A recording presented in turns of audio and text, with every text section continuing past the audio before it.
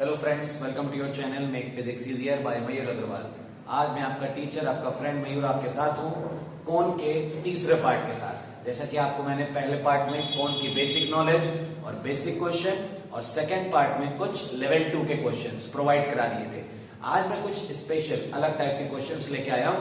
हालांकि कॉन्सेप्ट हमारा सेम रहेगा, लेकिन फिर भी क्वेश्चन का लेवल थोड़ा सा डिफरेंट होगा। तो स्टार्ट करते हैं आज का वीडियो। आप लोग के सबके सपोर्ट के लिए, मेरे चैनल को वॉच करने के लिए बहुत बहुत धन्यवाद, बहुत बहुत थैंक यू। बट आपसे उम्मीद करता हूं कि आप इसी तरह आगे भी चैनल को वॉच करते रहेंगे, चैनल से फायदा लेंगे और सब्सक्राइब और लाइक करके कुछ फायदा मुझे भी पहुंचाते रहेंगे। Thank you. वीडियो को स्टार्ट करते हैं बिना डिले किए हुए। तो सबसे पहला क्वेश्चन जो मैंने आज का सेलेक्ट किया हुआ है, स्टार्ट करता हूं वहां से। The height and radius of a cone, the height and radius of a cone is half the corresponding height, half the corresponding height and radius of another bigger cone,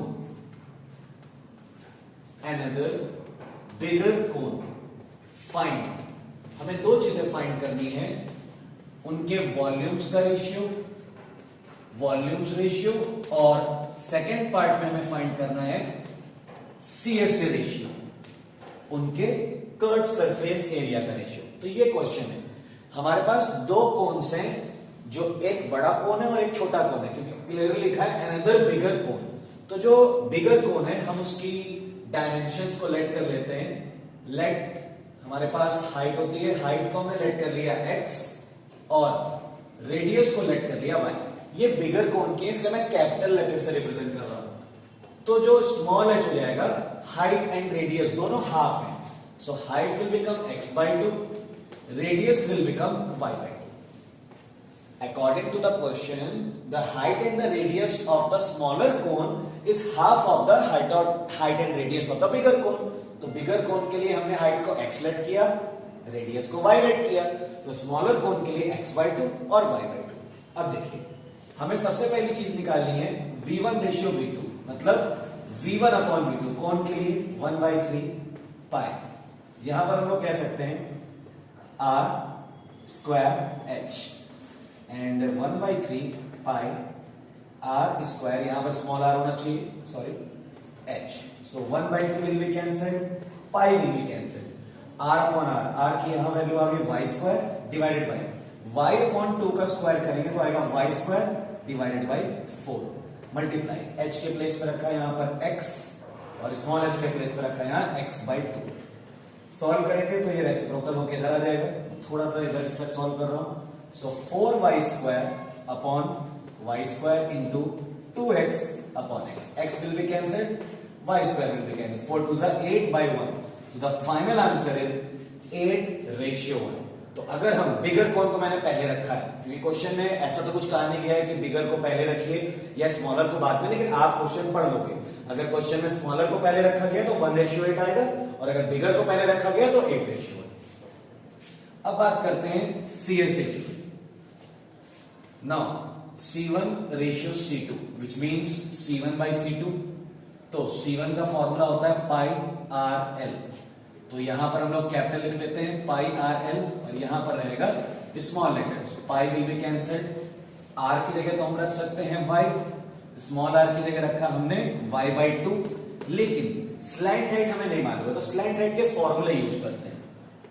यहां पर हमें लगाना पड़ेगा capital H square plus capital R square, मतलब ये हो जाएगा x square plus y square, और स्मॉल l के प्लेस पे भी हमें फॉर्मूला लगाना पड़ेगा। तो यहां लगेगा x स्क्वायर अपॉन 4 प्लस यहां पे लगेगा y स्क्वायर अपॉन में 4।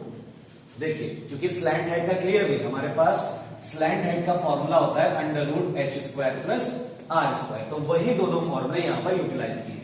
तो ये बन जाएगा 2y अपॉन y ऊपर वाला तो एज इट इज रहेगा x square plus y square, नीचे अगर हम देखें तो 1/4 बाहर आ जाएगा और अंडर रूट के अंदर बचा रह जाएगा x square plus y square.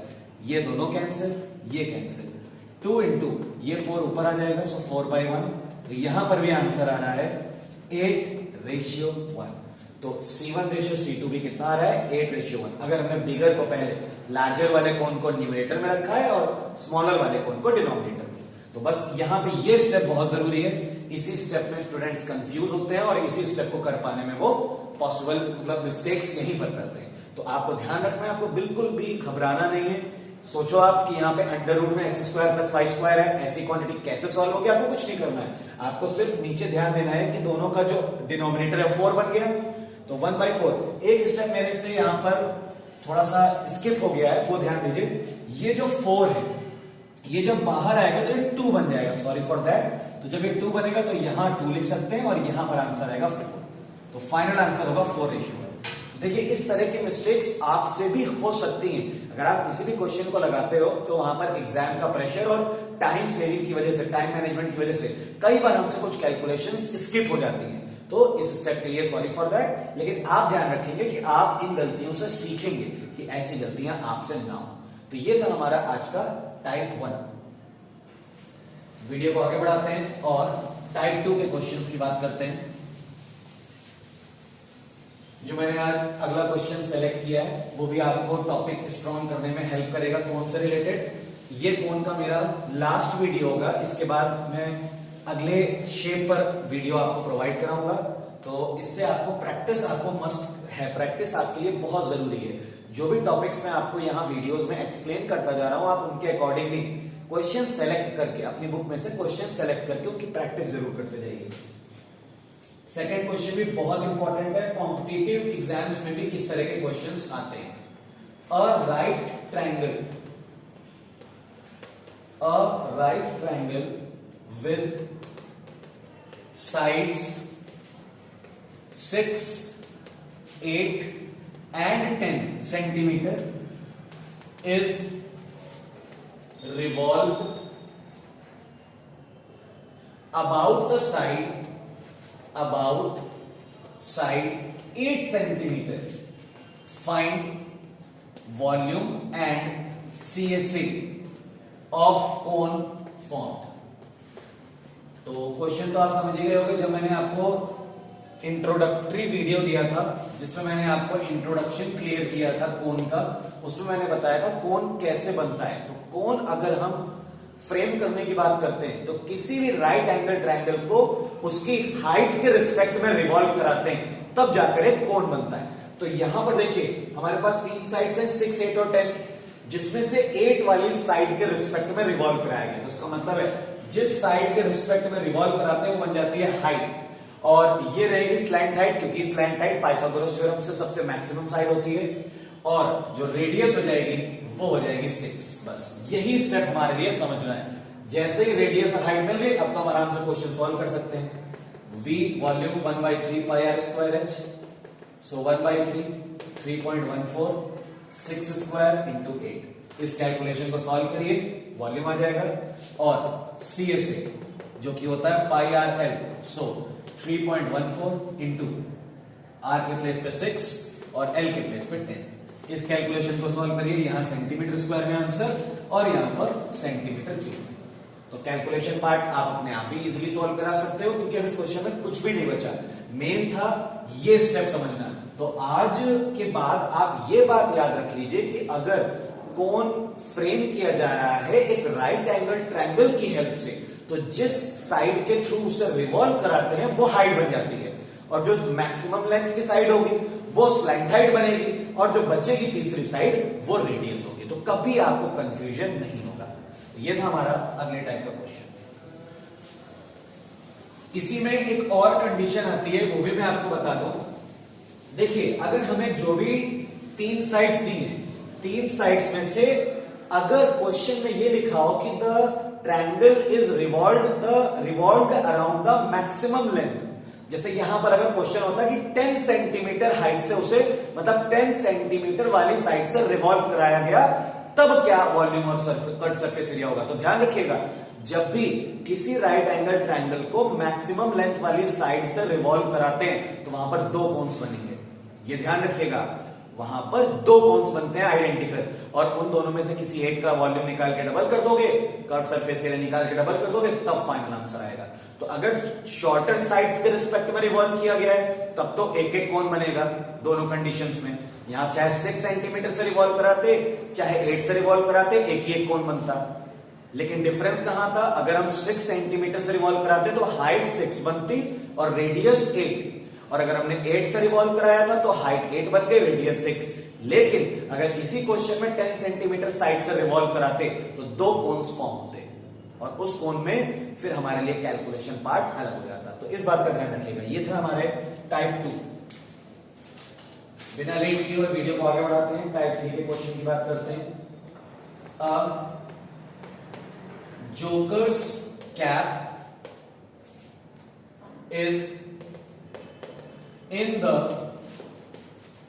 Form of a cone of base radius 7 centimeter and height 24 centimeter. Find area of cloth required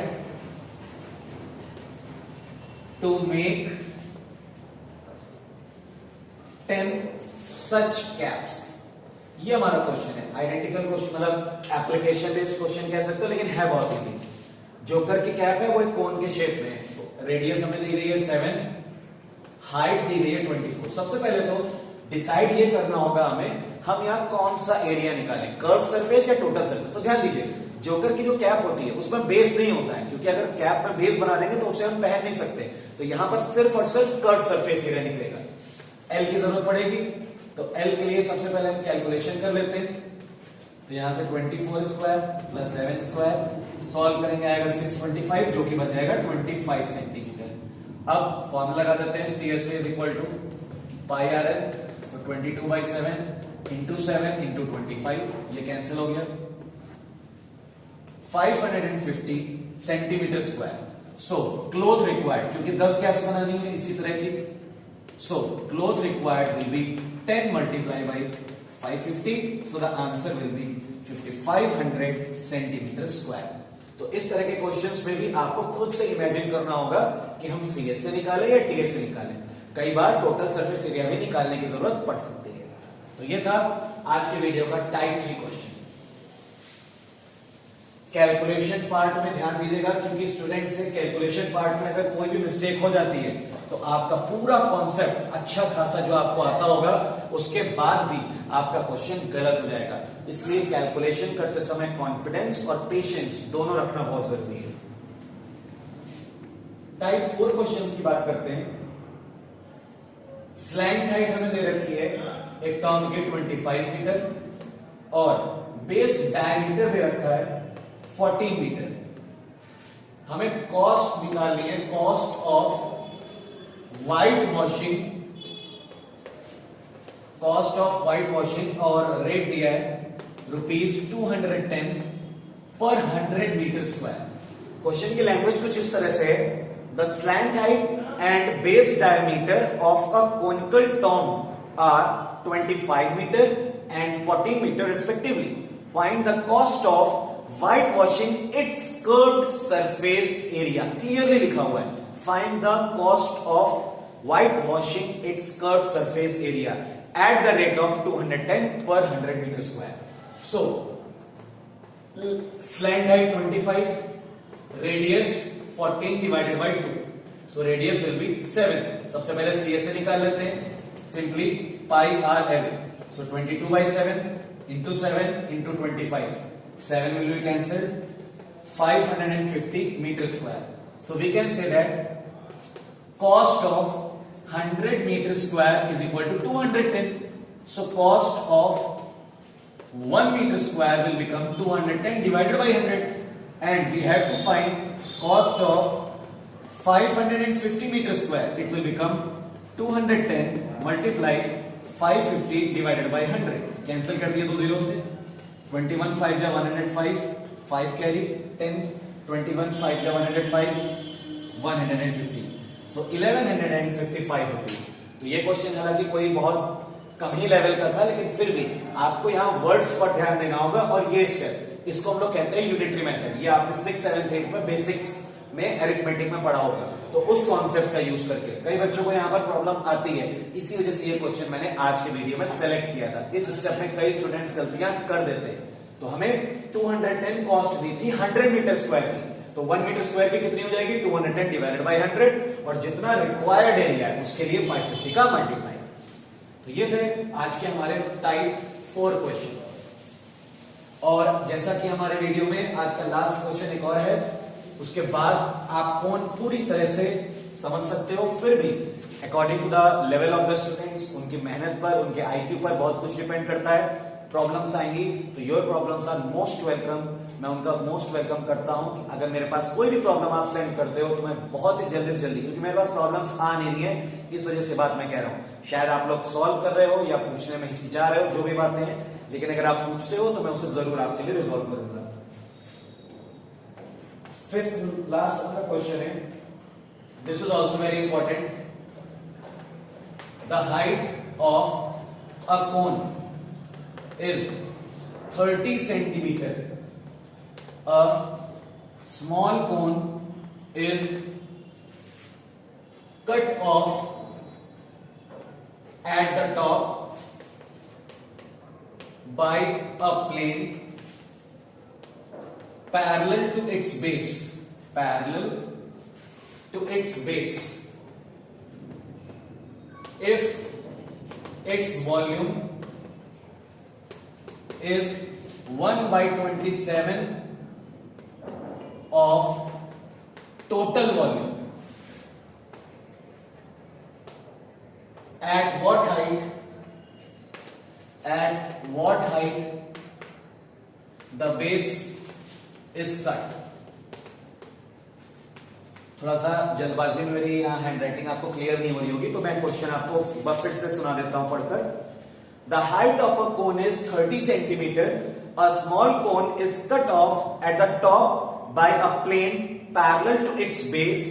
If its volume is 1/27 of the volume of the given cone, at what height above the base the section is cut? देखिए, सबसे पहले आप इसको diagrammatically समझिए। ये original कोन है, this is the original कोन, और इसकी पूरी यहां से लेकर यहां तक ये हाइट है 30। यहां से दूसरा कोन कट किया गया, और हमें हेल्प क्या दी गई है, ये जो कट किया गया है कोन, इसका वॉल्यूम 1/27। मतलब अगर हम V1 रेशियो V2 की बात करें तो इसका रेशियो है 1:27। इट्स वॉल्यूम, इसका वॉल्यूम पूरे बड़े वाले का 1/27। तो इसको हम इस तरह से लिख सकते हैं, V1/V2 is equal to 1/27। V1 के प्लेस में रखेंगे 1/3 पाई R स्क्वायर एच, यहां रखेंगे 1/3 pi capital R square h is equal to 1/27। 1/3 pi cancel, और यहां पे कैपिटल एच रहेगा, और यहां से हमें एक रिलेशन मिल गया R square upon R square into H upon capital h is equal to 1/27। इस रिलेशन के वे में नीड होगी। अब करना क्या है, अब यहां पर एक छोटा सा टॉपिक, सिमिलैरिटी टॉपिक का एक छोटा सा हिस्सा यहां पर यूटिलाइज होगा।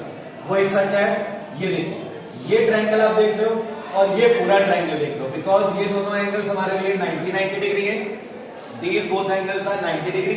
सो दीज ट्रायंगल्स, अगर मैं अलग से ट्रायंगल यहां पर बनाता हूं, एक ट्रायंगल ये है और एक ट्रायंगल ये है, तो ये हमारे लिए हो गया स्मॉल एच, ये हो गया स्मॉल आर, ये हो गया कैपिटल एच और ये हो गया capital R. Because these two triangles are similar, that is why small h upon capital h is equal to small r upon capital are.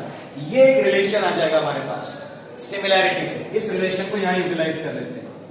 सो यहां पर हम लोग लिख सकते हैं H square upon H square, और into H upon H is equal to 1/27। इसके बाद ये बन जाएगा H cube upon capital H cube is equal to 1/27।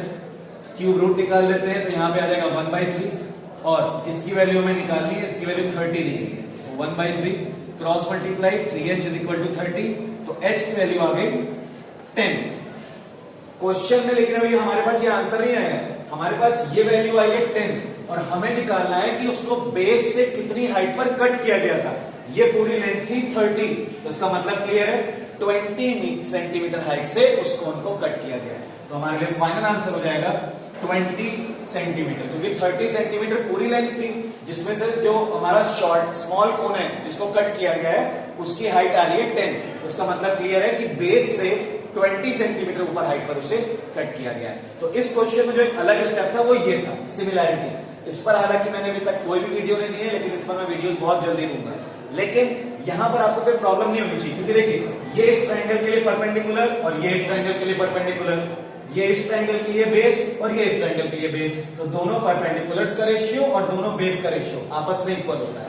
तो इस कॉन्सेप्ट को जैसे हम यहां लगाएंगे हमारे पास स्मॉल h की वैल्यू आ जाएगी।